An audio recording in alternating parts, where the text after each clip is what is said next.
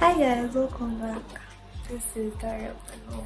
To our old and new subscribers, welcome. It's always so good to have you. Thank you for being here. Thank you for the likes, the comments, the shares. Thank you for everything.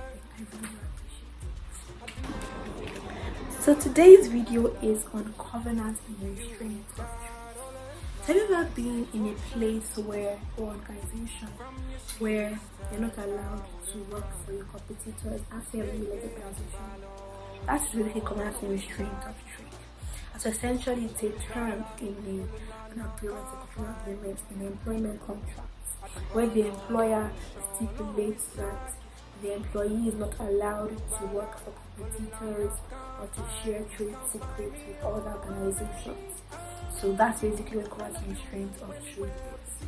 And also it also applies where the employer stipulates and mandates that the employee is not allowed to have his own business even as long as it's within that same industry. So for instance, your hairdresser tells her shop girls that, oh, you are not allowed to have your own hairdressing salon within this environment. So if perhaps you are in Lagos, say, oh, you're not allowed to have a shop in Lagos Island, you can go to Edda, you can go to Maryland, you can go to VI, you can go to Adekunle, you can go to anywhere you like, but just not in Lagos Island.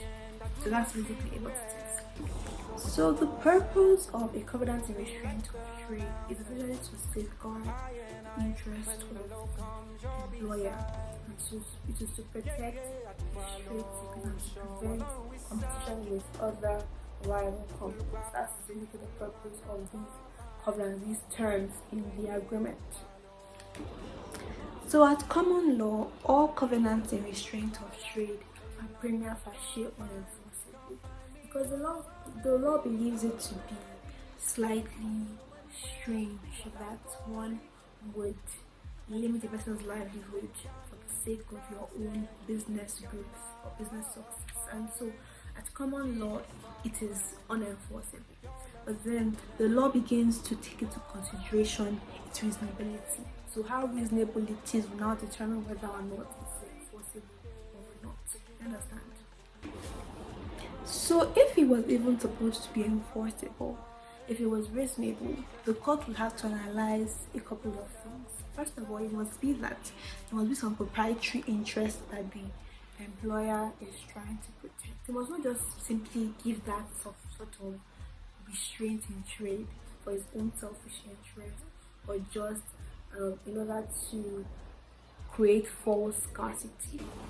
So essentially, it's important that the employer has some proprietary interest, some properties, some something that's actually at risk that he's trying to protect.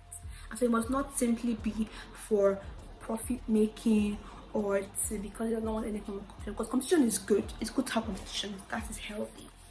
But then if it is simply for his own interest or for his own profit making schemes, it's not be reasonable enough for the court to deem the restraint in trade to be enforceable.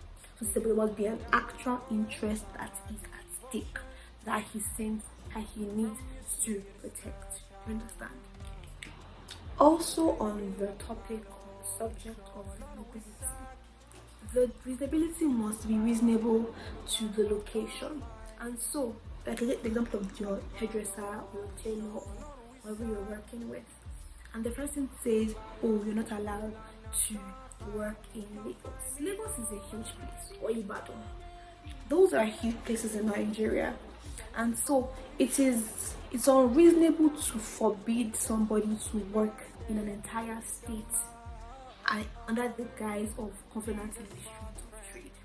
And so it must be reasonable as to the location. And so if you're saying, oh, you shouldn't work within a particular street, that is reasonable.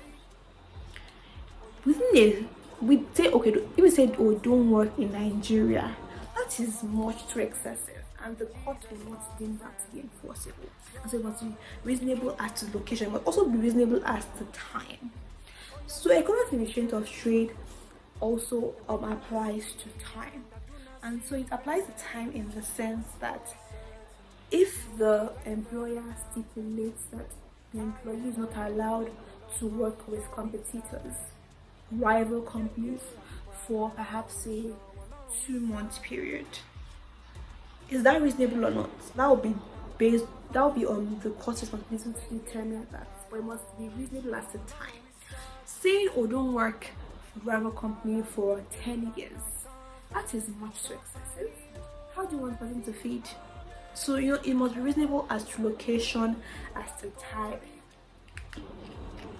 The court will also put into consideration the opportunity that the employee in question has had to have access to trade secrets and things like that.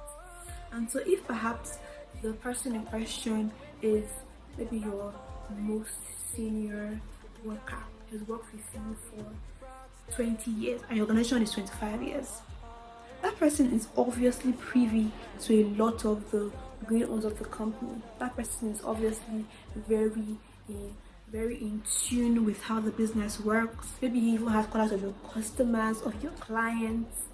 So that such a person has so much opportunity to have access to your business in such a huge way that if that person works with a rival company, it could wreck your whole business. And so in that particular sense, the court will perhaps, I can only say perhaps because I'm not the judge, I'm not the court in this particular instance yet.